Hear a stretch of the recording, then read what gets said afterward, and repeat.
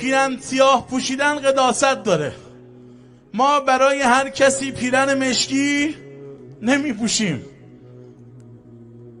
ما برای هر کسی با خانواده توی خیابون نمیاییم. ما علما و بیرقا و دمام زنا رو برای امام حسین میاریم تو خیابون. اما امروز هم اومدیم فقط برای اون کسایی که دستشون تو دست حسین بود. آی مردم، همه ما منتظریم تا زیر پیکر مطهر شهدا رو بگیریم.